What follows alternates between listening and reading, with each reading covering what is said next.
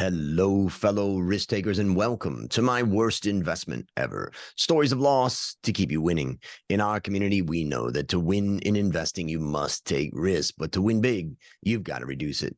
Ladies and gentlemen, I'm on a mission to help 1 million people reduce risk in their lives. To join me, go to myworstinvestmentever.com and sign up for our free weekly Become a Better Investor newsletter, where I share how to reduce risk and create, grow, and protect your wealth.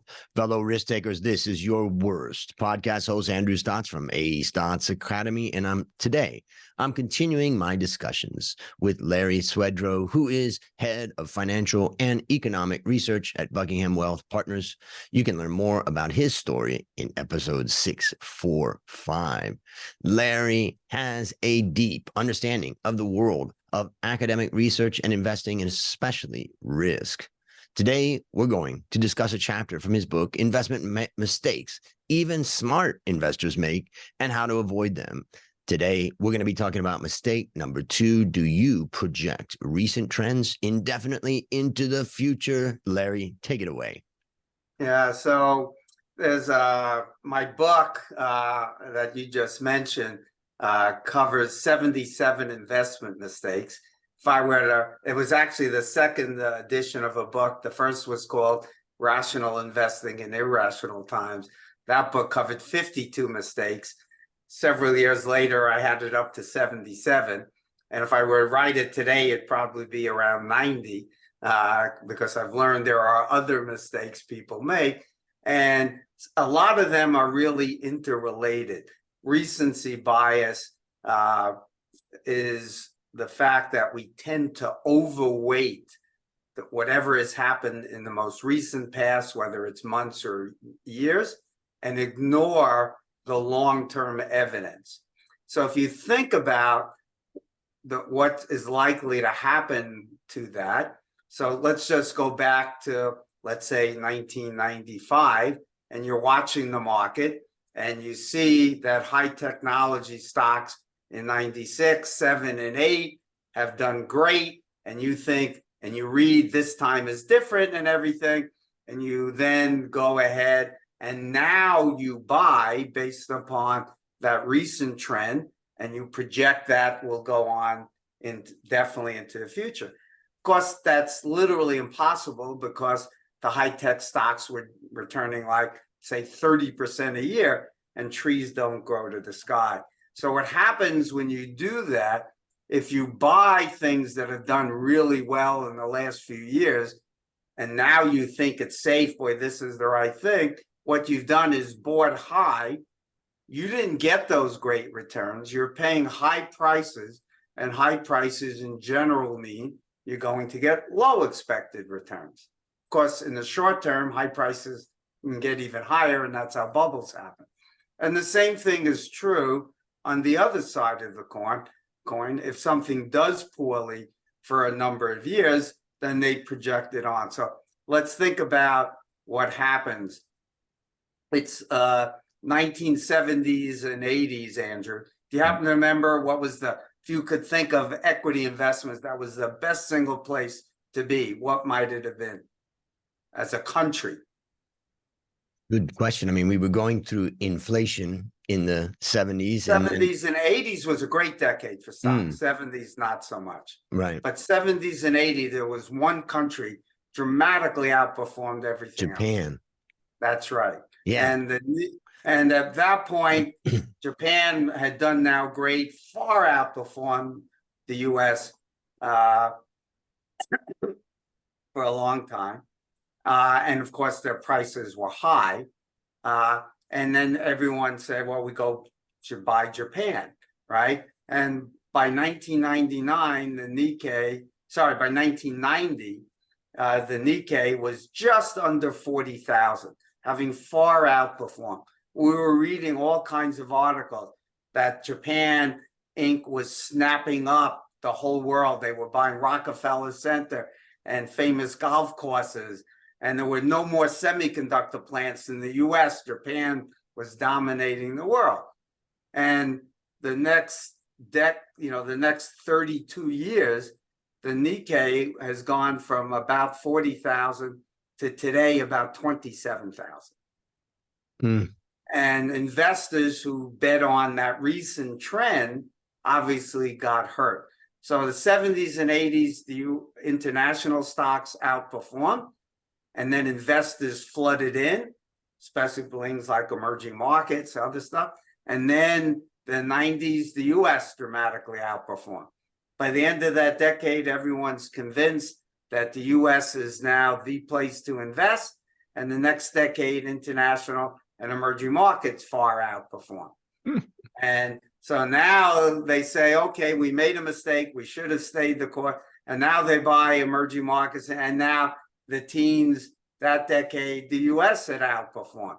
And now I would bet the odds favor, it's not a guarantee, that international is likely to outperform because its US had outperformed by so much that prices have gotten so high, reflecting those great returns. And now you have much lower expected return. But investors are persistently chasing returns. And then why would I buy emerging markets? It's had a very bad decade. You know, it's, you know, you didn't do well. So what I try to remind people is this. One of the worst mistakes besides this recency bias, or the way to maybe overcome recency bias, is know your history. And what history tells us is this: all risk assets, I don't care, you can name any asset you want, from gold to real estate, to US stocks, to small stocks, to value stocks, high yield bonds, it doesn't matter. They all go through very long periods of poor performance. And what that means is you don't want to be subject to recency bias because you think that 3 years is a long time to judge performance, 5 years is a very long time, and 10 years is an eternity. If emerging markets doesn't do well for 10 years, why would I want to own it? Well, any good financial economist would tell you that 10 years with risk assets is likely noise. There has to be that risk that even over a decade, an asset could do poorly. Otherwise, there would be no risk for an investor with a 10-year horizon. Just have to wait it out. So good examples of that problem is there are 3 periods, this shocks most people, of at least 13 years where the S&P underperformed T-bills. From 29 to 43, from 66 to 82, and then again from 2000 to 12.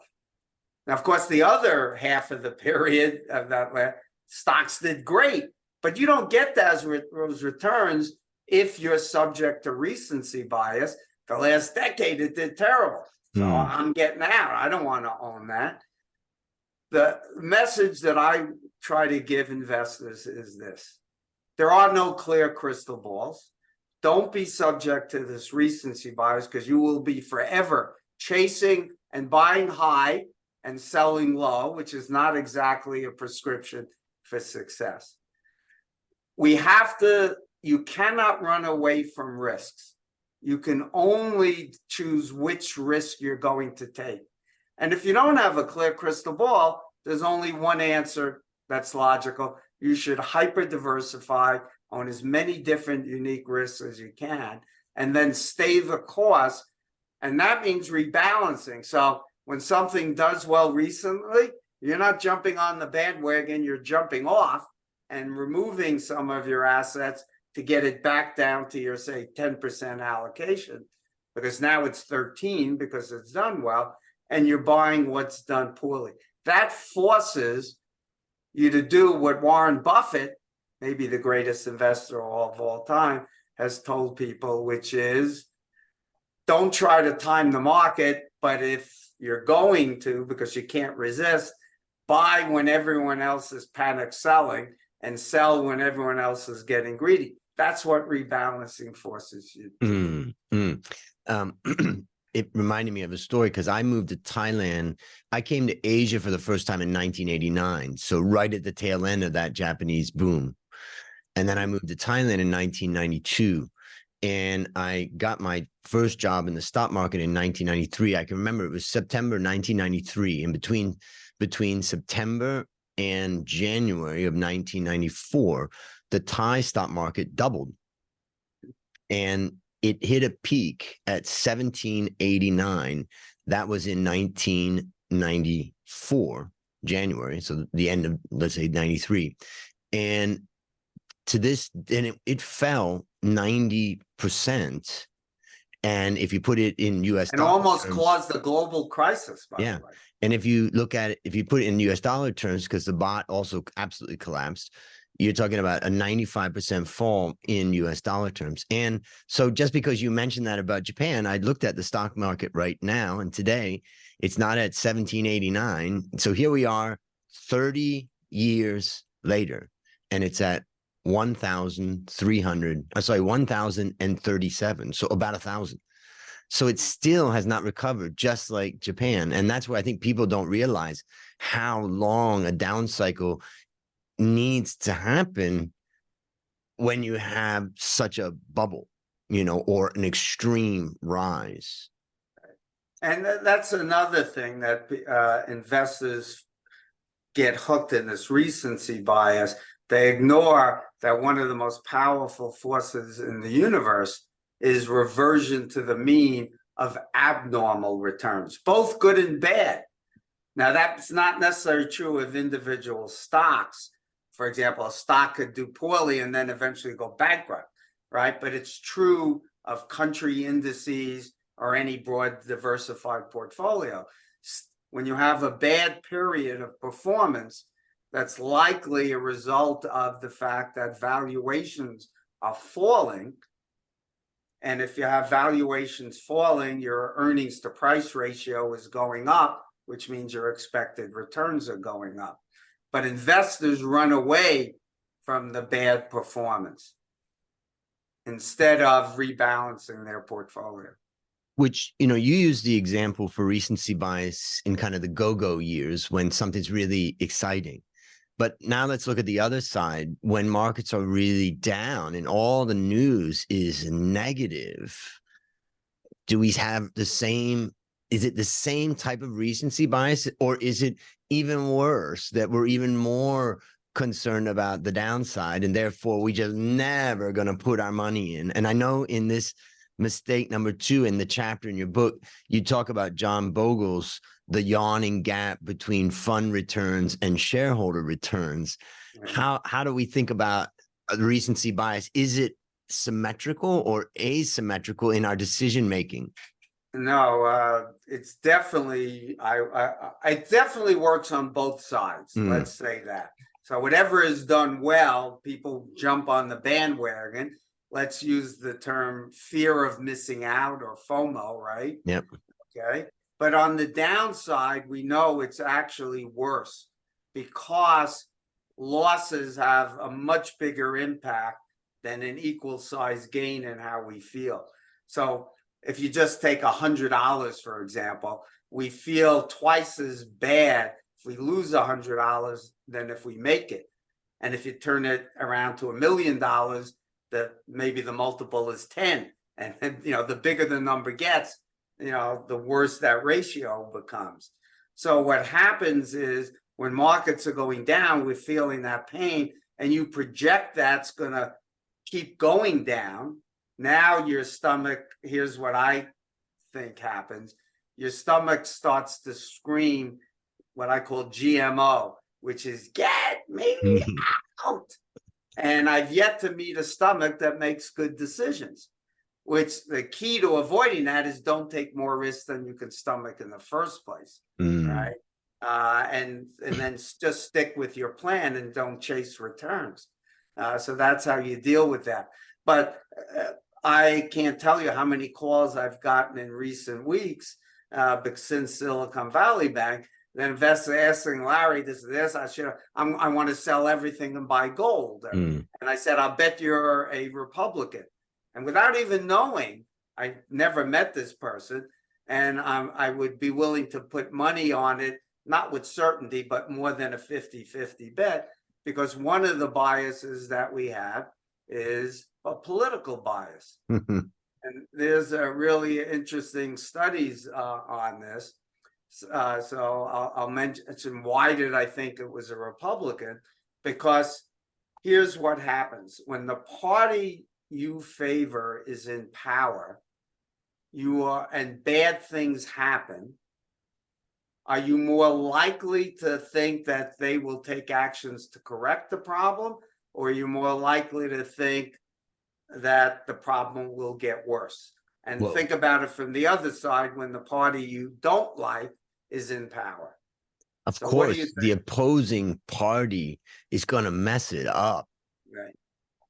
Exactly. And your party will fix it.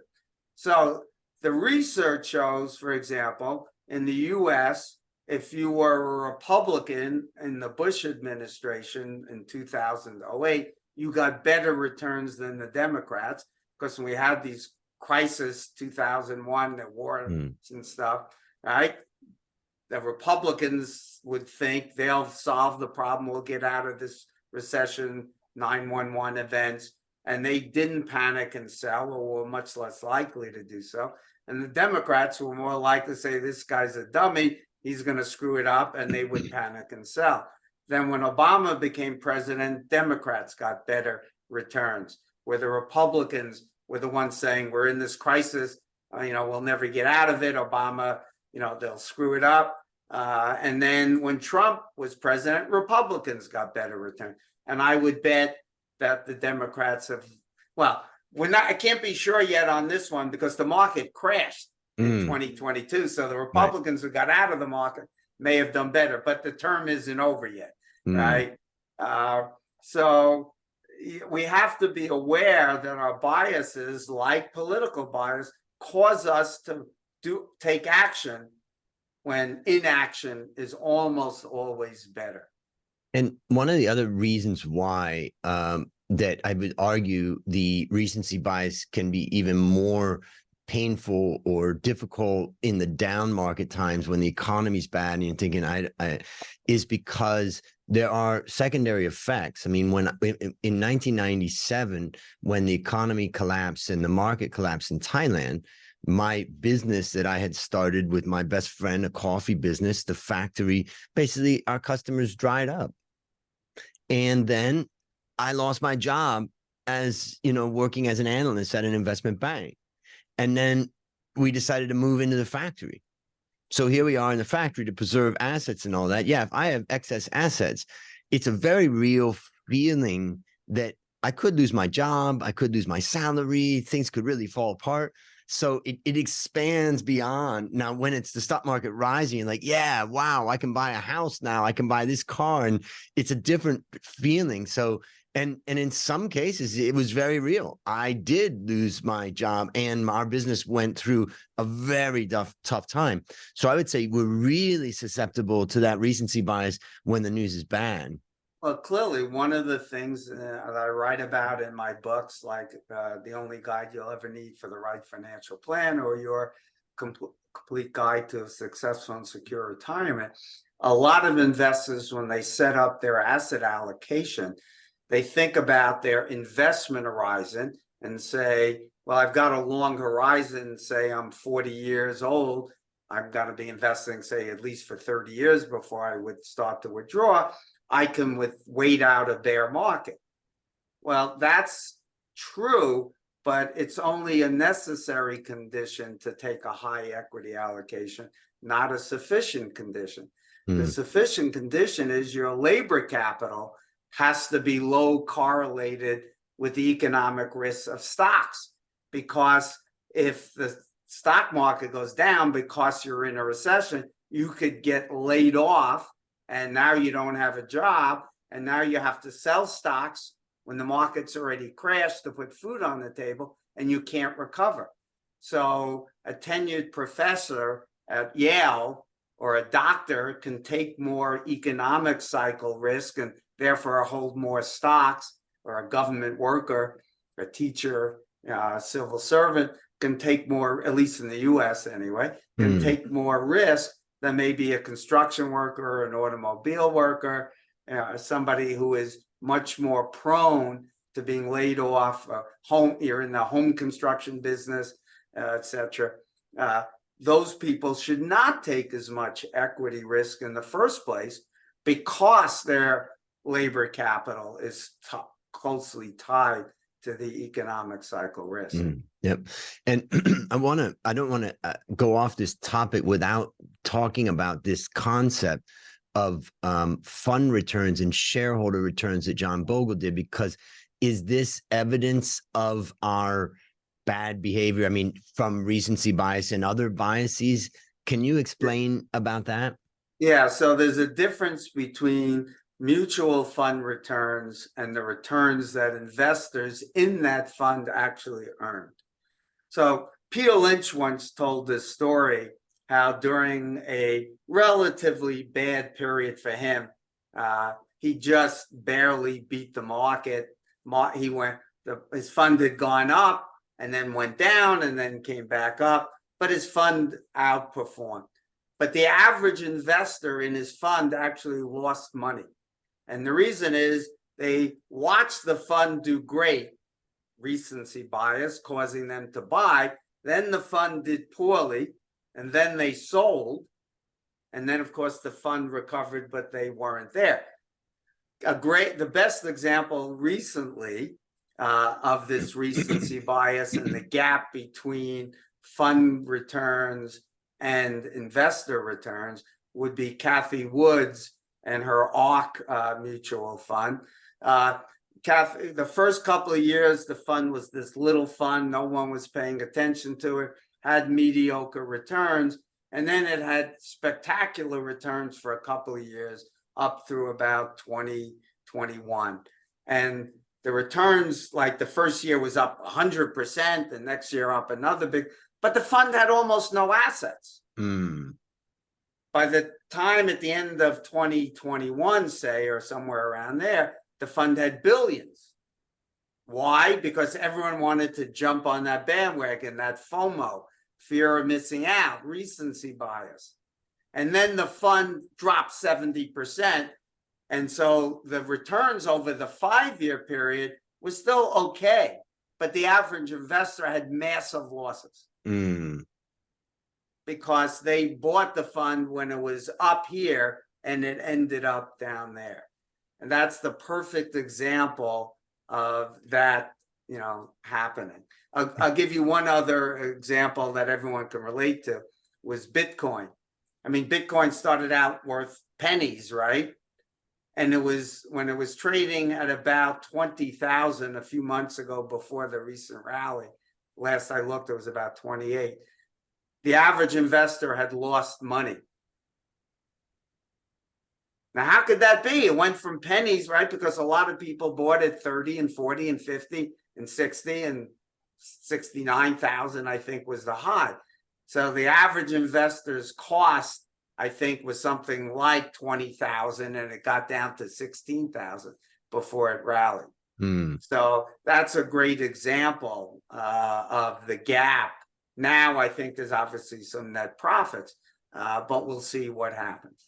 So I want to read this paragraph out of your book because I think this is a great way to wrap this discussion up, because I think that it's a bigger effect than what people think. People think, okay, yeah, so I make some bad decisions now and then. But here's what you said. We also have evidence from a study done by the Bogle Financial Markets Center. The sample consisted of the 200 funds with the largest cash inflows for the 5-year period, 1996 through 2000.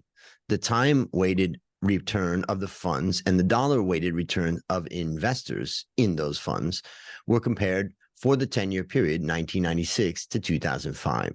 The average time-weighted return for the 200 mutual funds was 8.9% per year. So let's say 9%. Now, that's the return that the fund reports.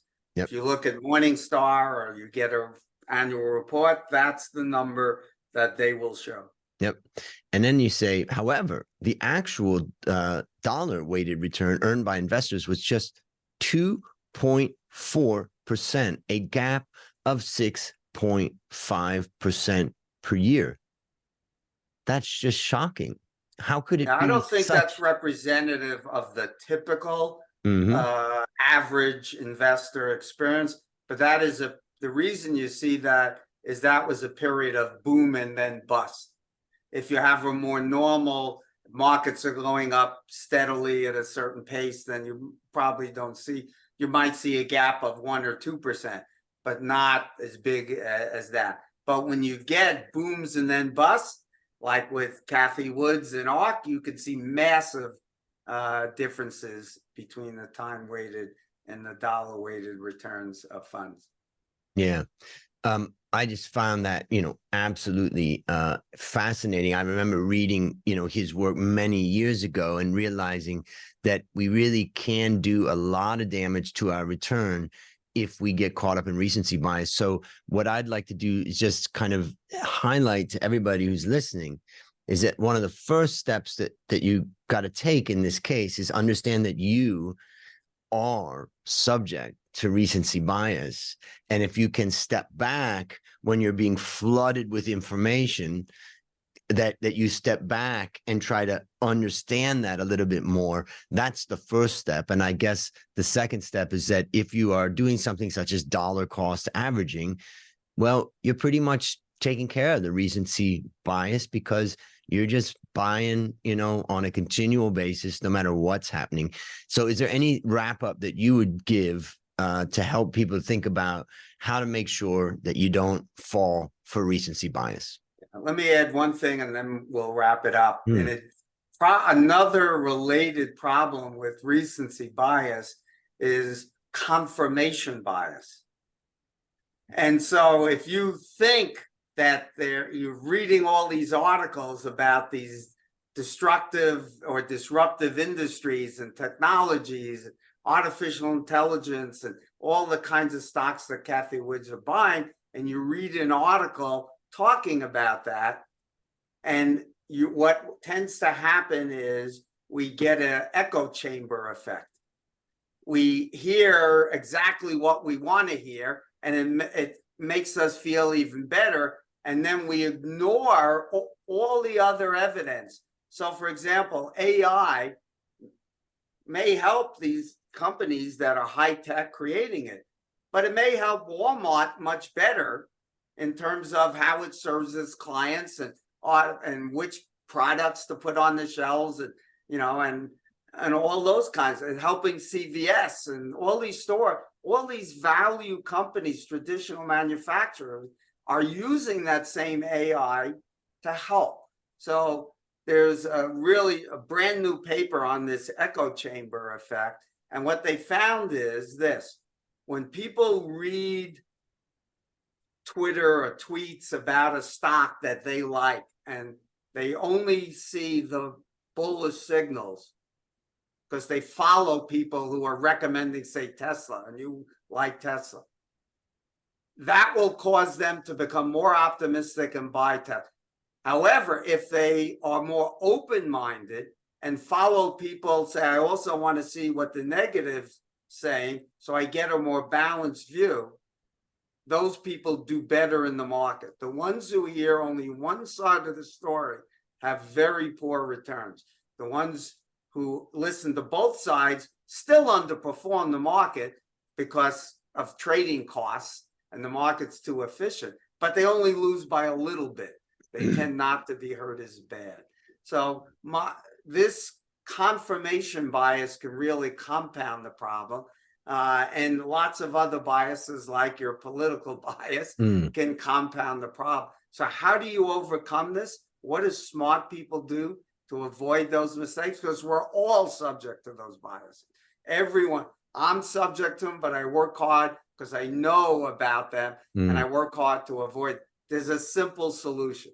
Have a well thought out plan. You write down your asset allocation, should be hyper diversified. And then once a month or once a quarter, just take a look at it and rebalance and ignore what is going on in the market. There's actually a study that shows there's a negative correlation between how often you check your portfolio's values and your returns.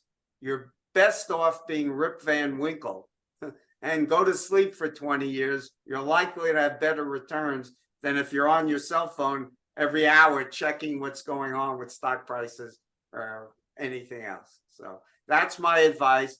Have a well thought out plan. You can learn how to write it in my book, Your Complete Guide to a Successful and Secure Retirement.